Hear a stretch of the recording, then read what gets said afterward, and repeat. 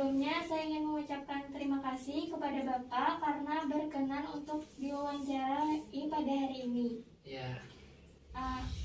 Sebelumnya perkenalkan, nama saya Miftah Janah, NPM 2022070697 dari Setia Muntai. Saya ingin mengajukan beberapa pertanyaan kepada Bapak, yaitu tentang sistem aplikasi administrasi perkantoran. Nah, Bapak kan salah satu pegawai di Dinas Perpustakaan, bekerja menggunakan aplikasi administrasi perkantoran. Menurut Bapak, apa peluang yang didapat saat menggunakan aplikasi tersebut? Peluang ya. Terkait dengan peluang yang akan didapatkan oleh orang atau masyarakat yang mungkin yang menjadi tamu, pengunjung atau melakukan hubungan ya dengan Dinas Perpustakaan dan Kearsipan Kabupaten Tabalong, itu peluangnya itu kan kita dapat kategorikan jadi 3 ya. Yang pertama, satu, kita mungkin yang sudah dilaksanakan dengan Dinas Perpustakaan, itu orang mungkin akan lebih mudah untuk melakukan hubungan dengan perpustakaan, itu peluangnya itu yang pasti seperti itu. Karena yang selama ini yang sudah dilaksanakan itu kita sudah melakukan hubungan yang secara online, itu sudah, itu baik dilakukan secara media sosial gitu ya, baik itu yang dilakukan secara email, baik dilakukan lewat website juga gitu ya, atau yang dikirim secara offline juga ada. Tapi yang ini kan yang terkait dengan yang online, yang mungkin di sini tadi aplikasinya mungkin yang digunakan itu adalah aplikasi yang terkait dengan administrasi, contohnya di umum dan kepegawaian, karena di sini kan ada umum kepegawaian dan di sekretariatnya ada umum dan kepegawaian dan perencanaan dan keuangan. Kalau di umum kepegawaian itu kita yang online itu kita menggunakan aplikasi kepegawaiannya. Untuk yang administrasi surat menyurat itu masih menggunakan manual, masih belum diaplikasikan. Memang ada sudah aplikasinya namanya Sri Kandi, cuman mungkin belum di online kan ya, masih offline gitu penerapannya. Mungkin nanti akan di online kan. Terkait dengan yang online yang di kepegawaian tadi, itu ada aplikasi, misalnya aplikasi kehadiran, misalnya ya, aplikasi Office. Nah, itu kan aplikasi untuk memantau kedisiplinan dari setiap karyawan, atau yang baik yang ASN atau yang non ASN semuanya gitu, yang ada di Dinas Perpustakaan dan Kearsipan. Ketika jam masuk check-in, itu mereka akan melakukan check-in, tapi cuman bisa dilakukan di lingkungan kantor aja. Ketika proses check-in itu tidak bisa, karena dia menyesuaikan dengan location dari maps-nya ya, location map itu. Kemudian yang kedua, ada aplikasi namanya Simpek ya. Simpek itu online juga, tapi dia setiap orang, sebenarnya ada lagi dari BKN tuh, ada juga aplikasinya yang online tuh kan dengan yang eksternal ya. Kalau yang iOPS tadi yang internal ya, jadi internal itu ada iOPS. Kalau yang eksternal itu ada aplikasi dengan BKPP, ada Simpek. Kemudian ada lagi dengan BKN, itu ada aplikasinya juga yang secara online, yang isinya itu terkait dengan masalah kepegawaian ya. Ada data, misalnya data terkait data profil dari setiap pegawai. Kemudian ada juga di Simpek ini juga khusus untuk ASN ya, kalau nggak salah ASN ya. Kalau iOS tadi untuk yang non ASN, saya tidak terlihat secara Simpek ini apakah ada non ASN yang ada di situ. Tapi sepengetahuan saya rasanya kalau Simpex sistem informasi kepegawaian ini rasanya masih ASN ya. Untuk yang non ASN mungkin belum kayaknya. Tidak apa namanya termonitor secara lebih khusus gitu.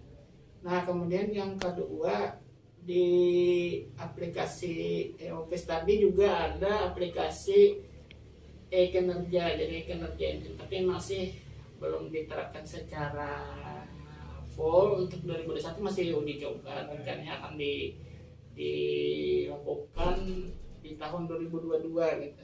Nah terus ada lega ESKP, setiap pegawai kan diminta SKP, kalau non ASN mungkin tidak, yang ASN-nya aja ya pegawai. Terus kalau di perencanaan keuangan itu ada dua kayaknya aplikasi yang lebih dominan, ada aplikasi Silhub, ada aplikasi SIPD kayak keuangan. Nah itu terkait mungkin seperti itu peluangnya mungkin yang digunakan yang sudah diterapkan itu ya, yang saat ini pun masih digunakan, terus mungkin ke depan juga akan digunakan seperti tadi kan, kayak apa yang belum dilaksanakan di 2022 tadi kinerja ya. Nah itu yang akan sebenarnya sudah diterapkan saat ini tapi akan lebih diintensifkan di 2022 gitu pelaksanaannya. Nah, seperti aplikasi Serikandi juga kan mungkin akan lebih diintensifkan juga di tahun 2022, karena tahun 2021 ini masih sifatnya masih sosialisasi dari bidang arsip, tata cara penggunaannya kayak seperti itu. Terus banyak ada juga sih aplikasi yang diterapkan kayak Simpatik yang baru di-launching dari inspektorat ya sebenarnya, tapi itu lebih ke pengawasan. Sudah kegiatan pelaksanaan pekerjaan sudah selesai dan ada hal-hal yang perlu dilaporkan, diselesaikan, yang hasil temuan dari inspektorat ya pengawasan mungkin nanti akan disampaikan secara online dengan pihak inspektorat. Kemarin itu sudah juga di-launching oleh inspektorat, tetapi mungkin itu akan dilaksanakan di 2022 juga ya peluangnya. Nah ya itu mungkin terkait yang hubungannya sama masyarakat ya, yang keluar mungkin di aplikasi itu aja, mungkin yang keluar kayak surat masuk dan surat yang harus dibalasi dari SKPD ke masyarakat kayak gitu. Kadang ada masyarakat yang datang baik itu perorangan ataupun secara lembaga atau institusi. Gimana ada lagi? Ya, mungkin selain peluang tadi, tentu dalam menggunakan aplikasi tersebut Bapak pasti ada hambatannya, kayak misalkan masalah sinyal. Jadi kira-kira menurut Bapak apa hambatan yang dirasakan? Oh ya, terkait hambatan sebenarnya karena ini kita berbicara online, pasti ini ada hubungannya dengan teknologi komunikasi dan informasi ya. Jadi mungkin peralatan komunikasinya, kalau kita hubungkan online ini kan hubungannya dengan internet ya, alat komunikasi. Mungkin ada peralatan alat komunikasi yang kadang-kadang di luar prediksi kita. Sebagai contoh kayak kemarin itu kan ada faktor cuaca ya di sumber petir alatnya. Nah otomatis kan karena dia ada hubungan dengan pembiayaan untuk pembelian alat komunikasi itu, alat pendukung untuk internet itu, jadi dalam ada jeda gitu beberapa waktu untuk kecepatan penanganan dari tadi proses yang menghambat sistem online itu tadi. Nah, seperti itu. Kalau biasanya itu kendalanya internetnya, kadang-kadang kalau internetnya jatahnya sementara ini masih sudah dibantu Diskominfo sebenarnya. Ada bantuan dari Diskominfo terkait dengan pelaksanaan seperti pendukung kayak e-office tadi kan sudah dibantu dari Diskominfo untuk alat komunikasi sama paket internetnya. Nah dan kita pakai internetnya sudah menggunakan Indohome yang ya alhamdulillah sudah mampu ya untuk mengatasi hambatan-hambatan tadi. Jadi mungkin sudah kami atasi sebenarnya hambatan-hambatan tadi. Kemudian yang kedua, terjadinya penguasaan ya. Kalau hambatan penguasaan SDM kan, jadi kemampuan SDM ini kadang-kadang tidak sama. Penguasaan SDM ini ada yang mungkin yang mengerti, kan yang namanya orang banyak ya di ini kan, mungkin ada yang mengerti, yang ini ada yang mengerti, tapi kami saling bantu lah, saling berbagi untuk mengatasi. Kalau ada yang tidak mampu untuk mengerjakan ini, kami diskusikan ke tempat yang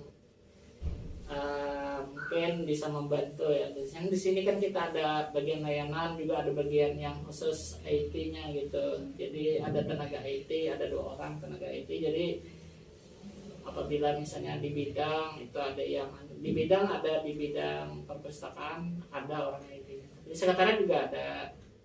Jadi kadang-kadang mereka saling bantu lah. Kalau ada terjadi hambatan, misalnya contohnya kayak kemarin web kita itu diserang hacker ya, kemudian itu down ya, tidak bisa diakses oleh masyarakat, itu kan termasuk hambatan ya. Tapi mereka dengan cepat untuk bisa mengatasi itu, walaupun memang itu tadi trouble-nya mungkin kerugiannya di waktu itu. Andainya mungkin di sesi berikutnya ya pertanyaannya ya. Nah, ya seperti itu.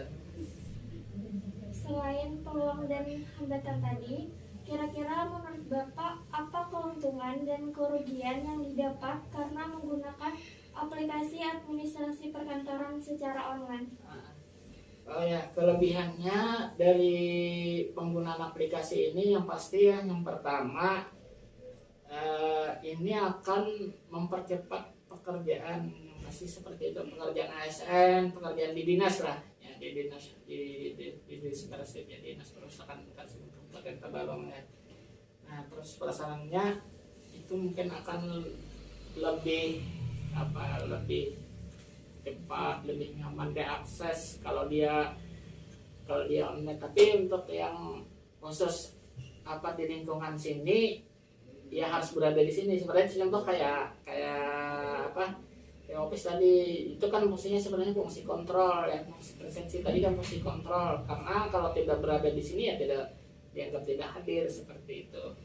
Nah, kemudian yang kedua kelebihannya adalah dari segi waktu ya. Jadi ada efektif dan efisiensi waktu yang digunakan oleh ASN tadi, dengan dengan cuman dia berada di satu tempat di sini, itu sudah bisa mengirim atau mengakses apa yang diperlukan, informasi yang diperlukan, atau pekerjaan yang ingin di-upload atau ingin di-download gitu ya, dari aplikasi yang digunakan tadi. Kemudian yang ketiga,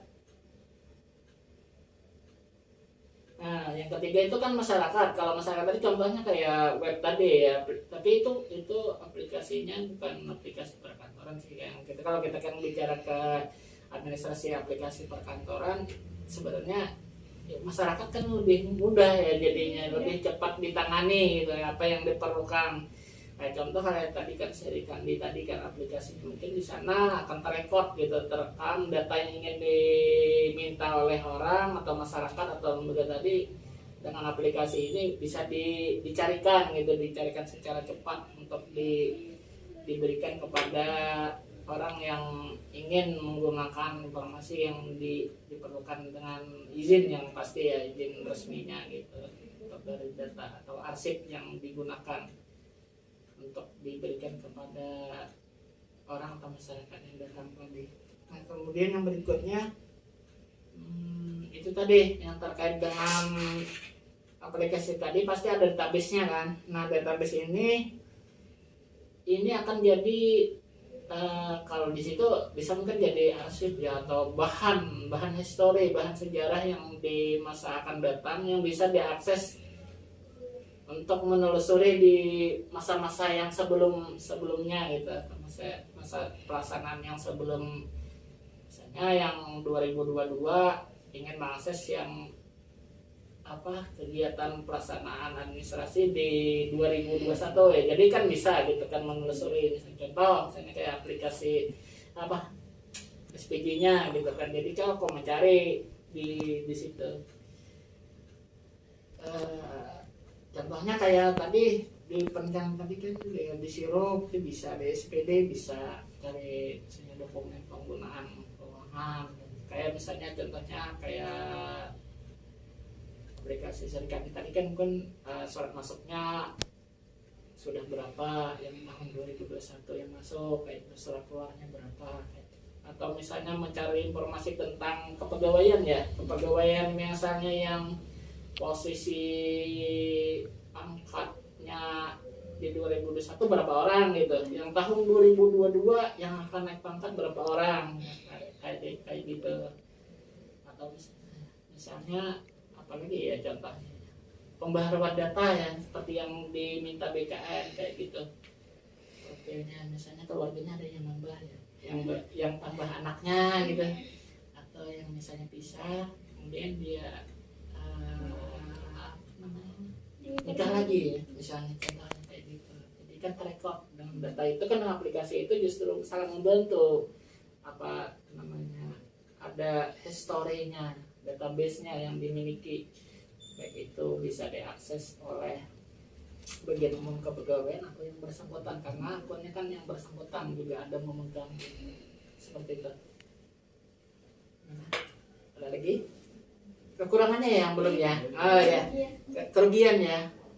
Kerugiannya mungkin ya itu tadi, kita kembalikan kepada SDM-nya ya, penguasaan dari setiap SDM. Jadi level setiap orang itu kan pasti ada level-level untuk penguasaannya. Ada yang bahkan yang berada di level 1, ada yang di level 2, ada yang level 3. Kalau kita boleh level kan ya, tidak semua orang sih setara untuk dapat menggunakan itu. Jadi mungkin ada operator yang mampu memberikan, berbagi lah, men-share ilmunya gitu dari yang tidak mampu belajar. Jadi dengan belajar tadi, kerugian tadi bisa diminimalisir.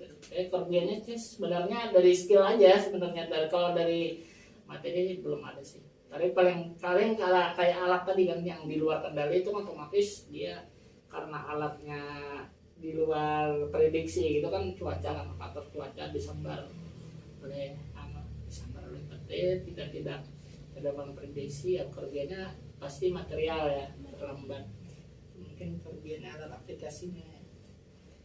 Kemudian dari segi waktu, nah mungkin dari segi waktu aja sebenarnya akan terjadi delay terlambat jadinya, untuk yang seharusnya mungkin selesainya misalnya di pagi hari ya terpaksa tertunda sedikit karena mungkin ya faktor tadi yang di luar apa nih, di luar keinginan sebenarnya, di luar apa perkiraan atau di luar rencana yang seharusnya rencananya misalnya harusnya diselesaikan pagi ya tertunda sampai ke siang terdelay. Ini seperti itu aja. Nah, karena pertanyaan sudah selesai, mungkin itu saja wawancara pada hari ini tentang aplikasi administrasi perkantoran secara online. Sekali lagi saya ucapkan terima kasih kepada Bapak karena atas waktunya dan kesempatan yang diberikan. Setelah itu saja wawancara pada hari ini. Salah hilap mohon maaf. Wassalamualaikum warahmatullahi wabarakatuh.